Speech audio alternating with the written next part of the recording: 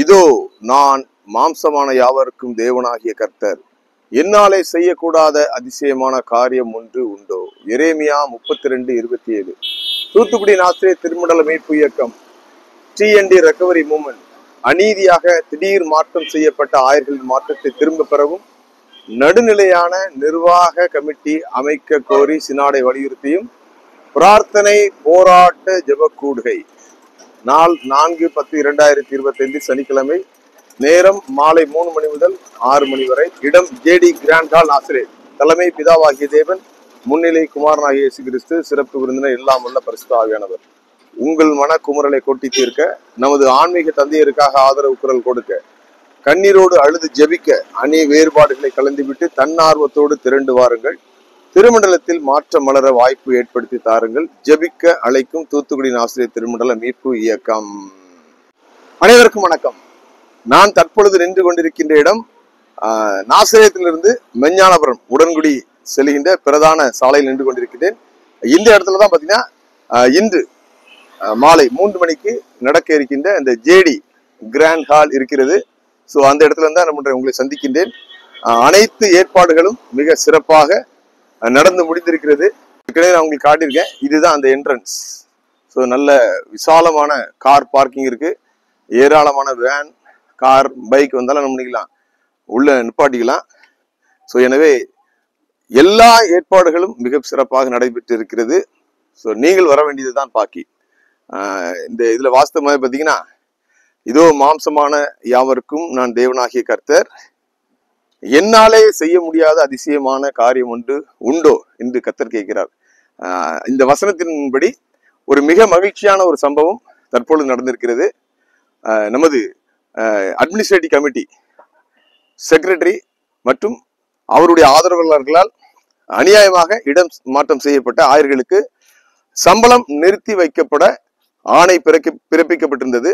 ஆனால் அதை நம்ம பார்த்தீங்கன்னா வன்மையாக கண்டனம் செய்தோம். நமது பொருளாளர் அண்ணன் ஜோசப் அவர்களிடம் சொல்லும் பொழுது பார்த்தீங்கன்னா, அவர்களும் கனிவுடன் பரிசீலனை செய்து அதை அந்த சம்பளத்தை என்ன பண்ண விடுவிக்க வேண்டும் சொன்னாங்க.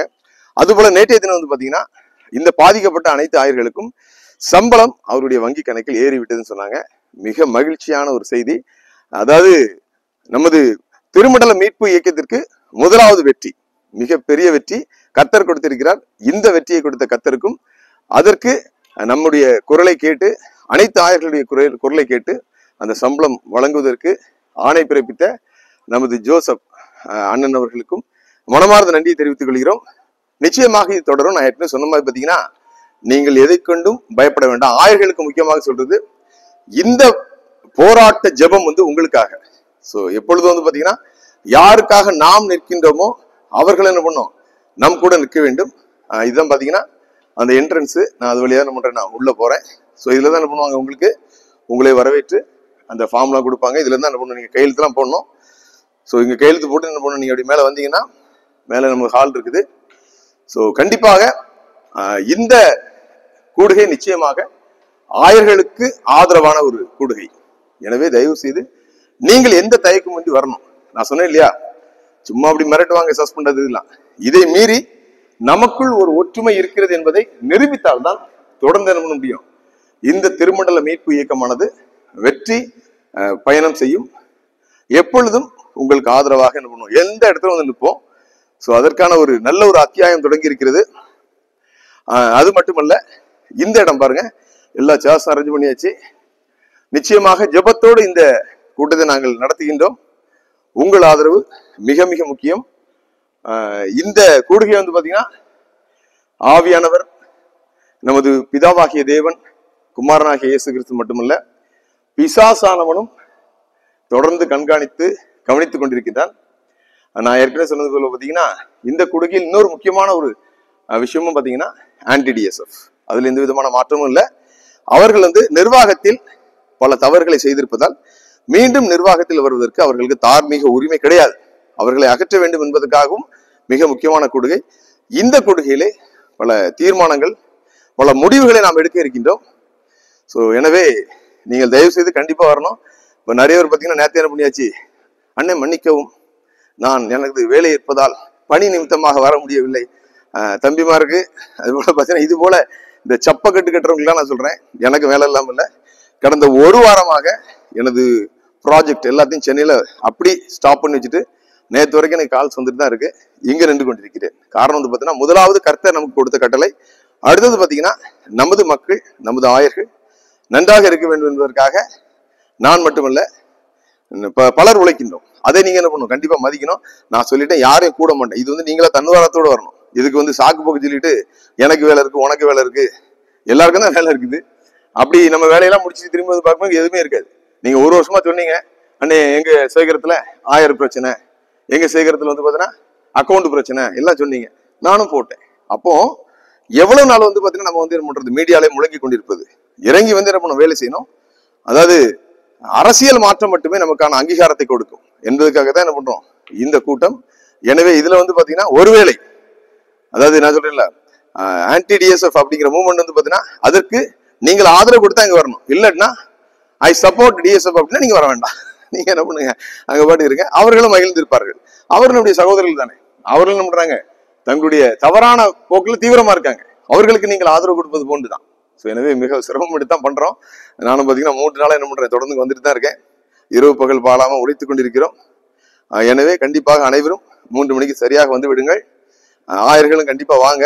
நீங்க வந்தீங்கன்னா தான் தொடர்ந்து என்ன பண்ண முடியும்.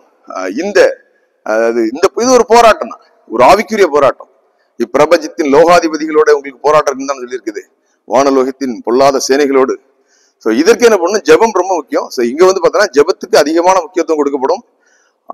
அதாவது 2 பேர் 3 பேர் கூடும் போது கண்டிப்பா நம்ம ஜெயம் கொடுப்பார். அது போல சபை கூடி ஜெபிக்கும் பொழுது, சபை வந்து பார்த்தீங்கன்னா நாம் அனைவரும் ஒன்றாக நிற்கும் பொழுது சாத்தான் வெக்கப்பட்டு போவான். அதற்காகத்தான் இந்த கொடுகை.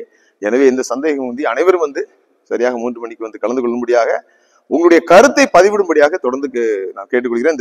இந்த லைவ் யூடியூப் லிங்க் என்ன பண்ணிருக்கேன், அனுப்பியிருக்கேன். அது யாருக்குன்னா வெளியிடங்கள் இருக்கு, வெளிநாட்டுல இருக்கிறவங்களுக்கு, வர முடியாம வெளி மாநிலங்கள் இருக்கிறவங்களுக்கு தானே தவிர, இங்க இருந்துட்டு சென்னையில கூட இப்ப உள்ளூர் தான். பிளைட்டை பிடிச்சா என்ன பண்ணிடலாம், சாயங்காலம் வந்து இறங்கிடலாம். நமக்கு மனசு வேணும். சொல்றதுக்கு 1000 சாக்கு போக்கு இருக்கும். சாக்கு போக்கு சொல்றதுக்கு என்ன பண்ணல. இதுல வந்து யாரும் வந்து இருக்கிறவங்க, வேலை செய்யறவங்க எல்லாம் வந்து ஒன்றும் இல்லாதவர்கள் இல்ல. நீங்கள் எல்லாரும் வந்து பாத்தீங்கன்னா மிகுந்த வேலை உள்ளவர்கள் மட்டும் இல்ல, அனைவருக்கும் பொறுப்பு இருக்கு. அதை தாண்டி நமது திருமண்டலம் என்ற ரெஸ்பான்சிபிலிட்டி எல்லாருக்கும் இருக்கு. அதற்காகத்தான் நிற்கின்றோம். எனவே இந்த திருமண்டல மீட்பு இயக்கத்தின் கூடுகை வெற்றியாக முடிந்தால் நிச்சயமாக கர்த்தருக்கு வெற்றி. அடுத்தது பாத்தீங்கன்னா எங்கு நடக்க போகின்ற அனைத்து நிகழ்வுகளுக்கும் வெற்றியாக அமையும். எனவே வாருங்கள். சொன்னது போல இந்த கூட்டத்தை நடத்துகின்ற பிதாவாகிய தேவன், குமாரனாகிய இயேசு கிறிஸ்து, பரிசுத்த ஆவியானவர் உங்களை அன்போடு அழைக்கிறார். வாருங்கள், சேர்ந்து நாம் நமது குரலை சினாடுக்கு தெரியப்படுத்துவோம். நிச்சயமாக வெற்றி பெறுவோம். அனைவருக்கும் வணக்கம்.